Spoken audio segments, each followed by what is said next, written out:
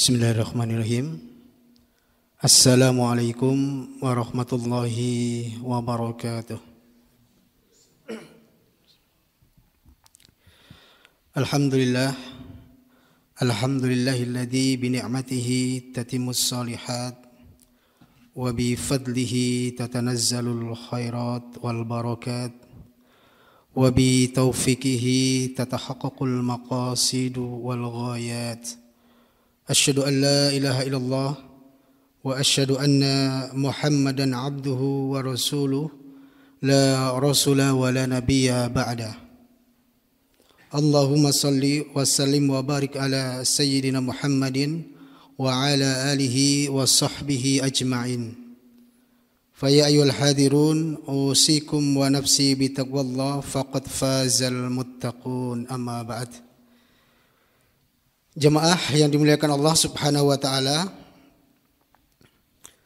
pada kesempatan pagi yang berbahagia kali ini, sebelumnya mari kita panjatkan puji dan syukur kita kepada Allah Subhanahu wa taala sehingga senantiasa kita diberikan berbagai macam kenikmatan yang luar biasa, dan salah satunya adalah nikmat kesehatan. Kita diberikan nikmat sehat fisik, tidak sakit ya. Kemudian sehat pikiran, sehat otak kita, tidak stres, tidak gila ya. Karena saat ini banyak orang-orang yang dirundung stres karena berbagai macam persoalan dunia. Kemudian juga tentunya semoga senantiasa diberikan kesehatan dompet kita. Amin. Nah, untuk itu mari semoga senantiasa kita bisa mendekatkan diri kita kepada Allah Subhanahu wa taala sehingga ruh kita, jiwa kita senantiasa sehat. Barangkali mungkin kalau sakit hanya sedikit ya itu adalah sesuatu hal yang wajar. Karena di luar sana bahkan ada orang yang mereka itu tidak pernah sakit. Ada sebagian orang yang tidak pernah sakit, sehat terus. Jadi kena hujan itu mereka tidak sakit, kena angin tidak sakit, kena panas terik matahari tidak sakit, jarang makan, jarang mandi, bahkan makan tidak teratur tidak sakit, tidur sembarangan juga tidak sakit. Nah, mereka malah yang sakitnya adalah otaknya, ya, pikirannya. Oleh karena itu, apabila kita mungkin sedikit diberikan anugerah oleh Allah sakit, nah itu adalah sebagai bumbu-bumbu dalam kehidupan kita. Oleh karena itu sekali lagi mari kita syukuri atas nikmat yang diberikan kepada kita semuanya. Kemudian salawat dan salam semoga tetap tercurahkan kepada baginda Rasulullah Muhammad sallallahu alaihi wasallam yang senantiasa kita nantikan syafaatnya di yaumul qiyamah. Amin ya rabbal alamin. Jemaah yang dimuliakan Allah Subhanahu wa taala, perkenankan pada kesempatan pagi hari ini kita tidak menghadirkan ustadz dari luar ya. Dan ini menjadi salah satu program kita, insyaallah akan bergantian dari luar, kemudian juga dari beberapa rekan-rekan kita pengurus takmir Masjid Baitus Sakinah. Dan target kita memang di Masjid Baitus Sakinah ini minimal 1 bulan ya. Minimal 1 bulan ada kajian. Entah itu yang pagi ataupun sore. Jadi semenjak kita mengadakan sholat Jumat di masjid kita tercinta, kemudian setiap sebulan sekali, kadang pagi, kadang sore, senantiasa ada kajian. Karena apa? Karena kita mengingat ada sabda Rasulullah Sallallahu Alaihi Wasallam yang menasihatkan kepada sahabat Ali radhiyallahu anhu. Rasul mengatakan, "Ya Ali, idza madha 'alal mu'mini arba'una sabahan wa lam yujalisil ulama'a qasa qalbuhu wa jasura 'alal kaba'iri li'anna al-'ilma hayatul qalbi. Wahai Ali, jika melampaui 40 hari seorang mukmin itu tidak berkumpul dengan ulama, seperti tidak mau silaturahmi dengan ulama atau mendengarkan nasihat dari ulama atau datang ke majelis-majelis pengajian atau majelis ilmu, maka hatinya akan membeku, akan mengeras dan berani untuk melakukan dosa-dosa besar, karena sesungguhnya ilmu adalah kehidupan hati. Nah, jadi ini syukur kalau kita bisa menghadiri di majelis-majelis ilmu yang lain, tapi minimal di masjid kita memang kita targetkan minimal sebulan sekali. Jadi sebulan kan belum ada 40 hari. Ini karena ini hadis ini warning, waspada. Kalau seseorang tidak pernah mendengarkan nasihat selama maksimal 40 hari, maka hatinya itu lama-lama akan membeku, hatinya akan mengeras. Lalu kalau orang hatinya sudah membeku atau mengeras, maka akan malas melakukan ibadah. Dan lebih parah lagi, kadang-kadang melakukan dosa-dosa itu tanpa disadari akan mudah melakukan dosa-dosa. Di samping memang dosa besar itu memang sudah ada ya, seperti syirik, zina, meninggalkan sholat, ini termasuk dosa besar. Tetapi kadang-kadang orang mengerjakan dosa-dosa yang kecil itu menganggap sepele. Wah, ini dosa kecil. Sekali, 2 kali, 3 kali dan seterusnya. Dosa-dosa kecil itu kalau dibiarkan nanti lama-lama akan menumpuk menjadi dosa yang banyak atau yang dosa besar ya. Sebagaimana nasihat dari Ibnul Mu'tas rahimahullah ta'ala, beliau mengatakan, la tahkiranna saghiratan innal jibala minal hasa. Janganlah engkau sekali-kali meremehkan dosa kecil, karena sesungguhnya gunung-gunung, bukit-bukit itu adalah kumpulan dari kerikil, kumpulan dari debu, kumpulan dari tanah-tanah yang kecil, yang lembut, dan akhirnya lama-lama menjadi gunung ataupun bukit. Nah, ini adalah sebuah nasihat agar senantiasa kita mendekatkan diri untuk sering-sering mendengarkan nasihat ataupun mendengarkan, mengikuti sebuah kajian. Jamaah yang dimuliakan Allah Subhanahu wa taala, itu sebagai pengantar. Dan pada kesempatan pagi hari ini, insyaallah nanti sedikit kami akan menyampaikan berkaitan tentang akikoh. Ini materi ini sangat ringan, tapi barangkali nanti ada sesuatu yang bermanfaat, sesuatu yang bisa kita ambil ilmunya apabila ada sesuatu yang belum kita mengetahuinya. Baik, bahwa sesungguhnya kita sebagai orang tua ini adalah mempunyai kewajiban. Kita mempunyai hak dan kewajiban. Dan di antara kewajiban orang tua itu, di antaranya adalah menyusui anaknya selama 2 tahun. Kemudian menghitankan anak laki-laki.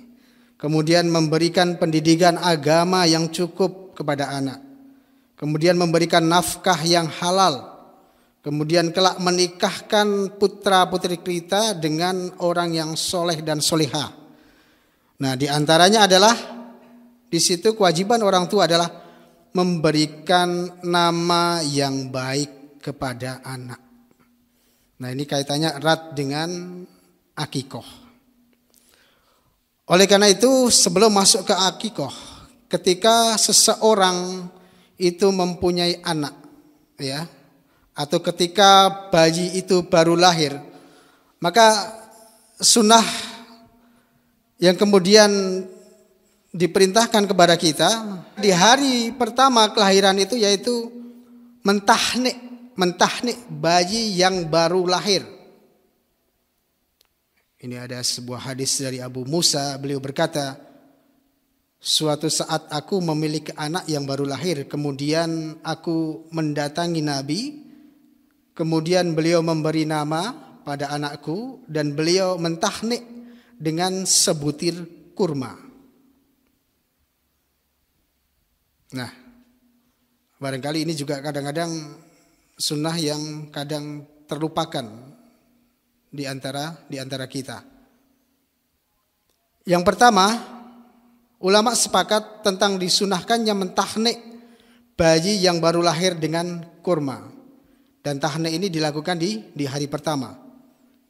Kemudian yang kedua, jika tidak mendapatkan kurma untuk mentahnik, maka bisa digunakan dengan makanan yang lain yang manis-manis. Seperti madu.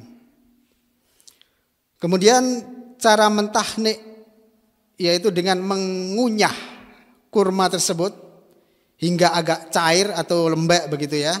Kemudian dengan membuka mulut bayi, kemudian kita masukkan ke rongga mulut bagian atas, di bagian atas bayi. Nah, nanti bayi akan sedikit akan mengunyah makanan tersebut. Kemudian ada juga yang berikutnya menyarankan tahnik ini dilakukan oleh orang yang soleh sehingga bisa diminta doa dan keberkahannya. Namun dalam hal ini ada beberapa pendapat ulama. Karena apa? Karena tidak bisa menyamakan Nabi dengan orang di saat atau zaman sekarang ini. Dan juga tidak bisa menentukan seseorang itu soleh atau tidak. Ini kadang susah. Dan juga tidak bisa memastikan seseorang itu apakah soleh sampai akhir hayatnya. Dan kadang-kadang yang lebih bahaya adalah menganggap seseorang itu soleh kemudian yang bersangkutan menjadi ujub, sombong, takabur dan seterusnya. Nah ini bahaya untuk keimanan seseorang. Maka pada kesimpulannya tahnik ini tidak harus dilakukan oleh orang yang kita anggap soleh, tetapi bisa dilakukan oleh orang tua itu sendiri. Jadi oleh seorang ibu, ayah, ataupun juga kakek, ataupun juga saudaranya bisa mentahnik. Yaitu mengunyah kurma tadi, kalau ada kurma yang sudah tua. Kalau enggak ada, urutannya adalah kurma yang masih muda. Kalau tidak ada maka bisa dengan madu. Kalau tidak ada dengan apa? Kalau tidak ada juga bisa dengan makanan yang manis. Tetapi yang tidak terkena api, artinya yang belum dimasak, yang masih alami. Jemaah yang dimuliakan Allah Subhanahu wa taala, itulah di hari pertama di hari kelahiran seorang bayi. Kemudian di hari ketujuh kita biasa sudah tidak asing di antara kita yaitu melaksanakan sunnah akikah. Di mana akikah ini secara istilah adalah sesuatu yang disembelih ketika menggundul kepala bayi. Dan hukumnya ini adalah sunnah muakkad. Sunnah muakkadnya adalah sunnah yang dikuatkan, sunnah yang dianjurkan secara kuat gitu ya. Bahkan Sayyid Sabiq beliau pernah mengatakan bahwa jika ayah dalam kondisi sulit sekalipun hendaknya melakukan akikoh. Wah ini karena saking sunnahnya, saking kuatnya sampai beliau menyampaikan seperti itu. Bahkan ada sebagian ulama yang mewajibkan seperti Al-Laits dan Daud Al-Zahiri. Sementara Imam Ahmad beliau mengatakan idza lam yakun indahu ma ya'uqu fastaghrada rajautu ayyukhlifallahu alaihi ihya as-sunnah. Karena begitu pentingnya sunnah dalam akikah ini, Imam Ahmad mengatakan jika seseorang tidak memiliki kemampuan untuk mengakikoi buah hatinya, maka hendaknya ia mencari utangan. Wah, sampai sedemikian rupa. Dan aku berharap ia mendapatkan ganti di sisi Allah karena berarti telah menghidupkan ajaran Nabi Shallallahu Alaihi Wasallam. Ini karena saking kuatnya ataupun juga sunnah ini memang dikuatkan sekali, maka disebut dengan sunnah muakkad. Sampai Imam Ahmad nek orang di duit yo nyilio, tapi ya kira-kira pinjamnya adalah sesuatu yang masuk akal dan kita bisa mempertimbangkan, bisa membayarnya, tidak sembarangan pinjam sana pinjam sini tetapi tidak bisa mengembalikan. Jamaah yang dimuliakan Allah Subhanahu wa taala. Kemudian di hari ketujuh itu pertama yang dilakukan adalah dengan menyembelih kambing. Sebagaimana dari hadis dari Sumarah bin Jundub, Rasulullah sallallahu alaihi wasallam bersabda, an Sumarah ibn Jundab anna Rasulullah sallallahu alaihi wasallam qala, kullu ghulamin rahinatun bi aqiqatihi tudbahu anhu yaumas sabihi wa yukhlaqu wa yusamma. Dari Samurah bin Jundab, beliau berkata, Rasul sallallahu alaihi wasallam bersabda, semua anak atau bayi tergadaikan dengan akikohnya pada hari ketujuh. Pada hari ketujuh disembelihlah hewan kambing, kemudian diberi nama dan dicukur. Ini hadis riwayat Abu Dawud dan ada riwayat-riwayat yang lain. Nah, untuk sunnah dalam menyembelih ini juga bisa dilakukan dengan menyembelih sendiri dari orang yang mempunyai hajat. Dari ayah bayi misalnya, kalau bisa menyembelih sendiri maka ini alangkah lebih baik. Karena Rasulullah SAW mencontohkan ya, sebagaimana kurban disembelih sendiri oleh orang yang mempunyai niat untuk akikah ataupun orang yang punya niat untuk berkorban. Namun seandainya tidak bisa dilakukan sendiri, ini bisa diwakilkan oleh orang lain. Dan alangkah lebih baiknya seandainya bisa adalah kita bisa melihat atau menghadiri dalam penyembelihan tersebut. Namun seandainya pun uzur tidak bisa hadir dalam proses penyembelihan itu, tidak mengapa. Yang terpenting adalah sudah mempunyai niat ikhlas untuk beribadah dan atau berkorban. Jemaah yang dimuliakan Allah Subhanahu wa taala, maka ketika menyembelih sendiri ini ada sebuah hikmah, yaitu bisa melaksanakan ibadah langsung dengan tangan sendiri, kemudian juga lebih yakin dengan mengucapkan ikrar.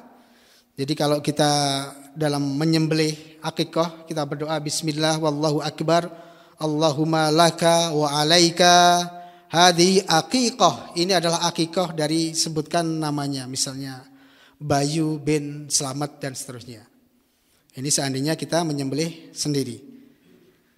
Jamaah yang dimuliakan Allah Subhanahu wa taala. Kemudian yang berikutnya ada sebuah pertanyaan misalnya, seandainya tidak bisa dilakukan di hari ketujuh bagaimana untuk penyembelihan itu? Ini ada sebuah keterangan dari Imam At-Tirmidzi. Beliau menyampaikan bahwa beliau mengutip dari para ulama bahwa mereka menyukai menyembelih akikah itu pada hari ketujuh. Namun jika belum siap maka bisa di hari ke-14. Jika belum siap juga bisa di hari ke-21. Ini adalah keterangan dari Imam At-Tirmidzi. Tapi tentunya yang lebih afdal adalah tetap di hari ke-7 sebagaimana sabda Rasul. Jemaah yang dimuliakan Allah Subhanahu wa taala. Kemudian berkaitan dengan jumlah kambing, kemudian apakah jantan atau betina? Ini dalam sebuah hadis dari Ummul Mukminin Aisyah radhiyallahu anha. Di sana disampaikan, amarahum anil ghulami syatani mukafi'atani wa anil jariyati syatun. Bahwasanya Rasulullah sallallahu alaihi wasallam memerintahkan para sahabat untuk menyembelih 2 ekor kambing yang hampir sama umurnya untuk seorang laki-laki dan 1 ekor untuk perempuan. Nah, ini yang disunahkan. Namun mungkin barangkali juga ada yang seandainya 1 anak laki-laki itu tidak punya 2 kambing, 1 boleh tidak? Boleh. Boleh ya. Karena tidak menyelenggarakan akikah juga pada hakikatnya tidak berdosa, karena itu adalah sunnah. Sebagaimana Rasulullah Shallallahu Alaihi Wasallam juga pernah mengakikahkan Al Hasan dan Al Husain, cucu beliau, masing-masing adalah 1 ekor gibas. Jadi 1 anak 1 kambing. Maka mungkin apalagi kalau yang mempunyai anak kembarnya laki-laki, 2 laki-laki, kan mikir kudu ngetokke kambing 4. Bahkan teman di kantor saya itu kembar 3 laki-laki semua. Ini kalau mau sunnah paling afdol berarti kambingnya 6 ya. Kalau bisa ya bagus sekali. Tapi seandainya tidak bisa, 1 boleh. Bahkan juga dalam riwayat At-Tirmidzi tidak mengapa apakah kambing itu jantan atau betina. Tetapi yang lebih afdol, yang disukai oleh Rasulullah SAW adalah kambing jantan yang ada sungguhnya Pak. Tanduknya, yang ada tanduk. Dan kambing yang disukai Rasulullah itu mempunyai warna tidak putih polos tetapi ada corak hitamnya. Biasanya kita lihat kambing ada kacamata, ada hitamnya di sekitar kepala atau kaki. Nah, itu salah satu kambing yang disukai oleh Rasulullah Sallallahu Alaihi Wasallam. Nah, kemudian juga apakah boleh selain kambing, unta atau sapi gitu ya, mungkin kurang marem, atau kerbau begitu. Dalam hadis Ibnu Abi Malikah, ia berkata, telah lahir seorang bayi laki-laki untuk Abdurrahman bin Abi Bakar. Maka dikatakan kepada Aisyah, wahai Ummul Mukminin, adakah akikah atas bayi itu dengan seekor unta? Maka kemudian Aisyah menjawab, aku berlindung kepada Allah. Tetapi seperti yang dikatakan oleh Rasul, hendaknya 2 ekor kambing yang sepadan. Maka yang lebih afdol dan jumhur ulama mengatakan korbannya adalah tetap akikahnya adalah tetap kambing. Meskipun ada sebagian ulama yang membolehkan dengan unta ataupun sapi karena dikiaskan dengan korban. Dikiaskan itu disamakan dengan korban. Kemudian yang berikutnya,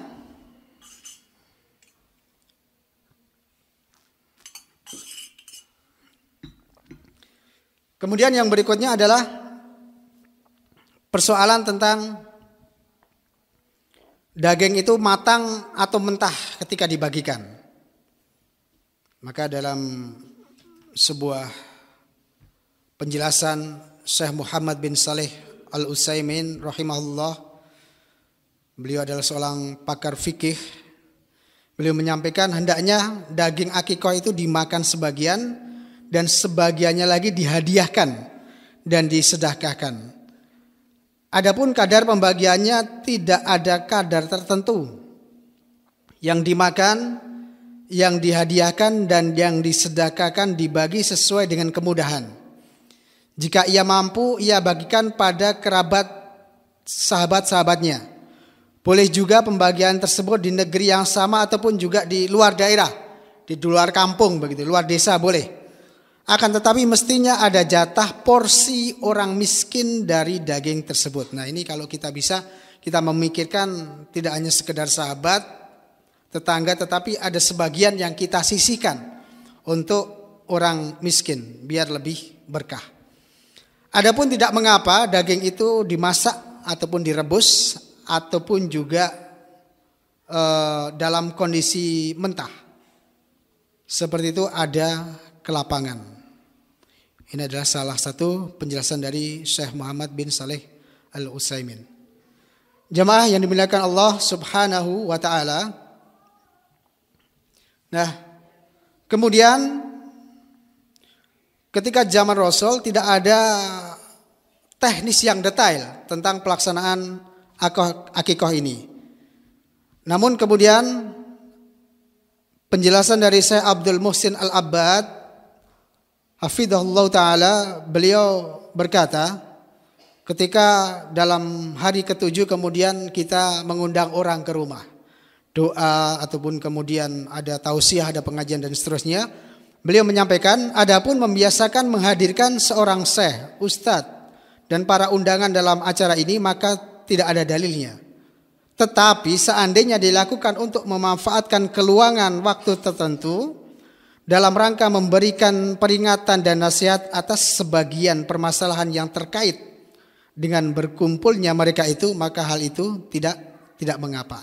Jadi bisa kita lakukan, boleh kita lakukan. Jadi sebagian kita ada yang mengantarkannya dalam kondisi matang, kemudian tinggal membagikan dalam kerdus-kerdus dan seterusnya, tapi ada yang kemudian mengadakan acara di tempat kita. Itu insya Allah tidak mengapa. Asalkan tidak ada hal-hal yang membawa kepada kemaksiatan. Kemudian yang berikutnya adalah memberikan nama yang baik. Nah ini, maka Rasul mengatakan haqqul walad 'alal walidihi ayuhsina ismahu. Hak anak itu mempunyai hak mendapatkan nama yang baik dari orang tuanya. Karena kelak di hari kiamat kita semuanya akan dipanggil dengan nama-nama kita. Maka kalau kita dipanggil dengan nama-nama yang jelek, tentunya kita tidak menyukainya. Maka kita memberikan nama anak-anak kita dengan nama-nama yang baik. Dan nama di anak kita ini ada termasuk harapan orang tua. Meskipun ada pepatah asing mengatakan apa arti sebuah nama, ya. Tetapi dalam Islam nama itu adalah doa, harapan orang tua yang diberikan kepada anaknya. Maka dulu ketika zaman Nabi ada seorang yang punya nama Hazan. Hazan itu sedih, gundah gulana. Maka ketika ditanya oleh Nabi, siapa nama kamu? Kemudian dia menjawab, nama saya Hazan. Maka Nabi mengatakan, bahkan engkau adalah sahal, engkau adalah mudah. Kemudian karena itu adalah pemberian nama dari orang tua, maka seorang tadi tidak mau mengganti namanya, padahal arti namanya adalah kesedihan. Namun kemudian cucunya dari orang tersebut menceritakan selama hidupnya orang tersebut dilalah kok ketulo-tulo terus. Seperti itu. Jadi nama memang adalah sebuah harapan. Kemudian Ibnu Hazm yang dikutip Al-Qaradawi juga menegaskan para ulama sepakat terhadap haramnya nama yang menggunakan kata abdun dirangkai dengan nama selain Allah. Jadi kita hati-hati menggunakan nama bahasa Arab, misalnya Abdul. Abdul itu artinya hamba. Seharusnya nama itu digandeng dengan nama Allah. Abdul Malik berarti kan hamba Allah. Malik itu adalah raja yang menguasai alam ini. Abdurrahman, Abdul Ghafur, apalagi nama-nama Allah banyak sekali ya. Kemudian ada Abdul Mukmin, Abdul Muhaimin, Abdul Jabbar dan seterusnya. Itu adalah nama-nama yang baik. Tetapi kalau digandeng dengan nama selain Allah, meskipun misalnya Abdul Malaikat, wah kayaknya bagus. Hambanya malaikat, ini salah. Karena kita bukan hamba malaikat, kita adalah hamba Allah. Apalagi ada nama Abdul Butun, hambanya perut. Berarti kan orang yang suka makan, memenuhi perutnya. Jamaah yang dimuliakan Allah Subhanahu wa taala, juga ada nama yang tidak disukai. Seperti Malikul Amlak, raja diraja, penguasa jagat raya. Ini menyalahi. Karena itu adalah hakikatnya adalah nama dari Allah Subhanahu wa taala. Maka kadang ada yang punya nama Ibnul Malik, anaknya Gusti Allah. Waduh, kayaknya gimana ya, namanya kurang pas itu ya. Anaknya Gusti Allah. Seharusnya kan Abdul Malik, bukan Ibnul Malik. Jamaah yang dimuliakan Allah Subhanahu wa taala, kemudian juga kita dalam memberi nama itu misalnya dengan nama-nama Arab, kita harus juga teliti. Jangan sampai sekedar memberikan nama Arab padahal kita tidak mengetahui artinya. Mungkin kita membuka Al-Quran tidak tahu artinya, langsung comot memberi nama sesuai dengan yang kita baca. Kita punya nama anak, tak kasih nama Al-Baqarah gitu ya. Itu ya kurang pas ya. Al-Baqarah kan artinya sapi. Kemudian kasih nama Adabanar. Wah, ini kan doa makan. Padahal Adabanar artinya adab neraka. Kalau salah memotong kata-kata maka akan menjadi salah.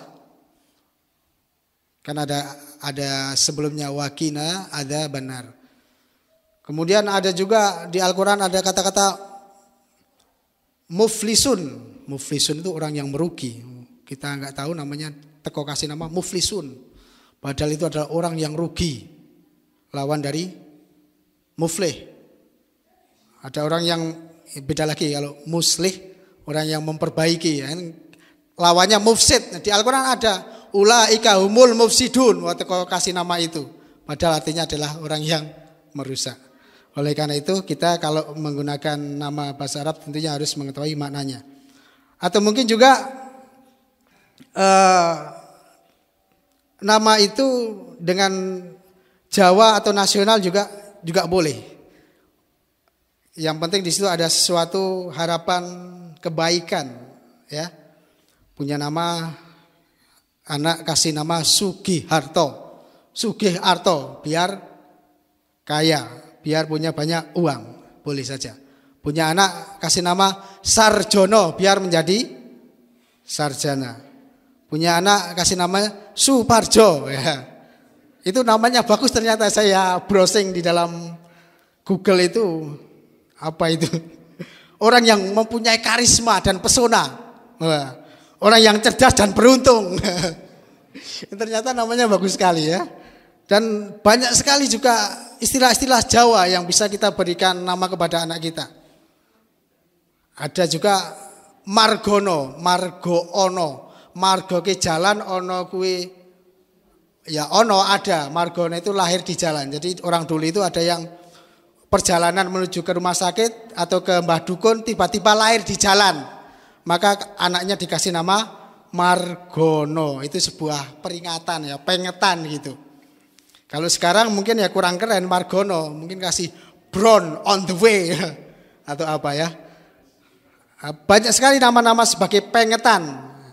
Kayak anak saya sendiri Madinah, yaitu kata-kata Madinah kan harapannya biar besok bisa ziarah ke Mekah Madinah. Tetapi di balik itu Madin, Madrasah Diniyah, karena dulu saya punya kenangan di Madrasah Diniyah. Nah, itu adalah sebuah kenangan gitu, ya. Kadang-kadang orang menamai anaknya seperti itu.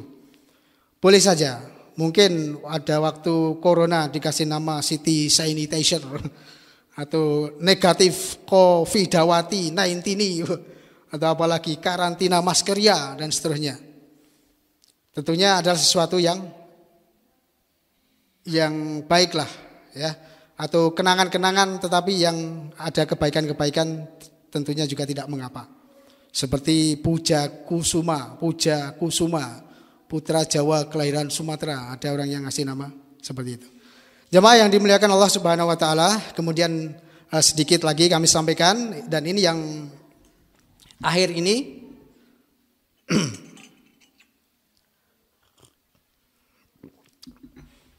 kemudian untuk yang akhir-akhir ini, inilah bagian yang kadang-kadang tidak tersentuh ataupun kita terlewatkan, yaitu memotong rambut bayi dan menimbangnya dengan ukuran perak, syukur dengan emas. Sebagaimana dikatakan Ali bin Abi Thalib radhiyallahu anhu menuturkan, aqa Rasulullah sallallahu alaihi wasallam anil Hasan bi syatin wa qala ya Fatimah akhliki ra'sahu wa tasaddaqi bi zinati sya'rihi fiddah. Rasul sallallahu alaihi wasallam mengakikai Al Hasan dengan menyembelih kambing, lalu beliau bersabda, wahai Fatimah, cukurlah rambutnya dan bersedekahlah dengan nominal perak seberat rambut itu.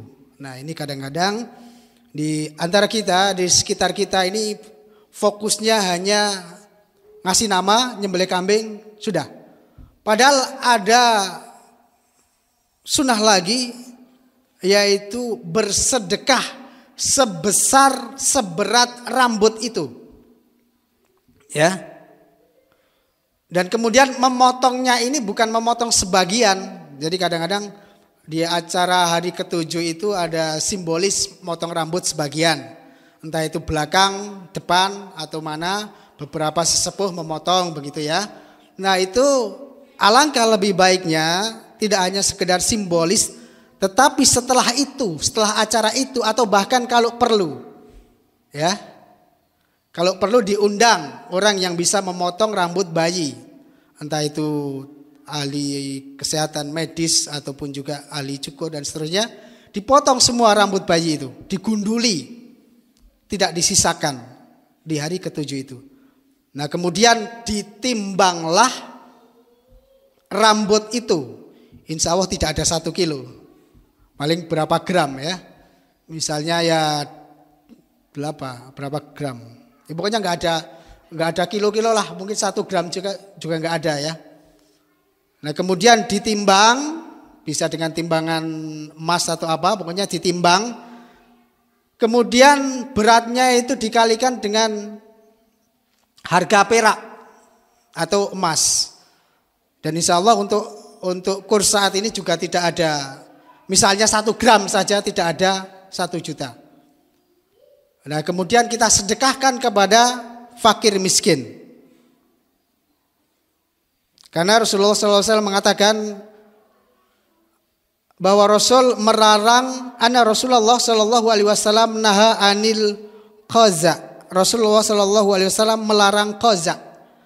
Qaza itu apa? Yukhlaku ba'da ra'si as-sabiyyi wa yutraku ba'dun. Yaitu kepala bayi yang dicukur sebagian, kemudian sebagian yang lain dibiarkan. Ini adalah suatu hal yang biasanya di antara kita ini kurang sempurna.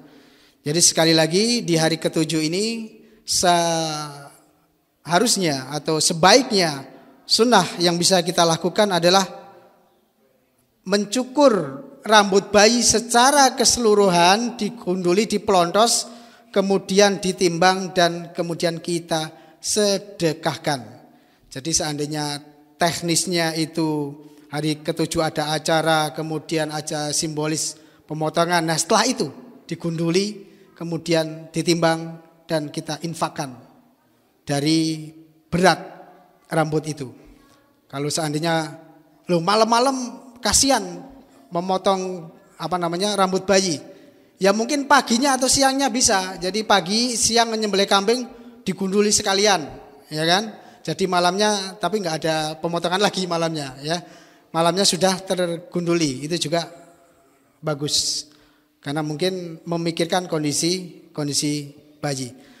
Jemaah yang dimuliakan Allah Subhanahu wa taala, ada banyak hikmah, di antaranya adalah ketika menggunduli secara keseluruhan, ini adalah membersihkan lemak, kemudian menyegarkan, merangsang saraf-saraf yang ada di kepala. Seperti kalau kita kerimbat, kita keramas, kemudian di bagian kepala kita, di bagian belakang kita kasih air ataupun juga kasih shower, biasanya kan seger ya. Nah itu seperti juga merangsang saraf bayi. Kemudian juga agar tidak mudah teriritasi ketika ada luka atau apa di kepala bayi, agar bisa mudah untuk membersihkannya. Dan tentunya masih banyak lagi hikmah secara kesehatan, dan ini ahli kesehatan tentunya lebih tahu. Jemaah yang dimuliakan Allah Subhanahu wa taala, baik kesimpulan terakhir sebelum kami tutup, dari apa yang kami sampaikan dari awal sampai akhir tadi, kami simpulkan sunnah-sunnah yang bisa kita lakukan berkaitan dengan kelahiran bayi. Yang pertama yaitu hari pertama kita jangan lupa mentahnik atau memberikan makanan manis, kemudian dimasukkan ke rongga-rongga mulut bayi. Kemudian hari ketujuh adalah memberi nama dengan nama yang baik, menyembelih kambing, membagikan dagingnya, dan kemudian mencukur rambut secara keseluruhan, kemudian menimbang dan bersedekah seberat perak ataupun emas. Nah ini yang barangkali ada hal yang terlewatkan atau terlupa, bisa kita sempurnakan dengan adanya sunnah-sunnah yang sudah dicontohkan oleh Rasulullah Sallallahu Alaihi Wasallam. Baik jamaah yang dimuliakan Allah Subhanahu Wa Taala, saya kira itu pelajaran kita di pagi hari ini. Semoga yang sedikit ini bisa memberikan manfaat, terlebih untuk saya sendiri sebagai murajaah, sebagai refresh untuk mengulang kembali ajaran-ajaran Rasulullah SAW, dan kepada jamaah sekalian, apabila ada sesuatu hal yang baru yang tentunya bisa kita lakukan untuk menyempurnakan sebuah sunnah, yang pada intinya meskipun sunnah itu ditinggalkan tidak ada dosa, tetapi kalau kita kerjakan akan lebih baik kita mendapatkan pahala. Jadi ibaratnya daripada kita tidak mempunyai tabungan, kalau kita mempunyai tabungan sunnah-sunnah yang banyak yang bisa kita lakukan, tentu itu alangkah lebih baik. Karena kelak kita di akhirat akan membutuhkan tabungan-tabungan sunnah-sunnah itu. Baik, jamaah yang dimuliakan Allah Subhanahu wa taala, mari kita tutup acara pagi hari ini. Dan sebelumnya nanti jangan beranjak dulu karena masih ada 1-2 informasi yang kami sampaikan berkaitan dengan persiapan tabligh akbar, tetapi hanya sebentar saja insyaallah. Oleh karena itu, mari kita tutup dulu acara pagi hari ini dengan bacaan tahmid.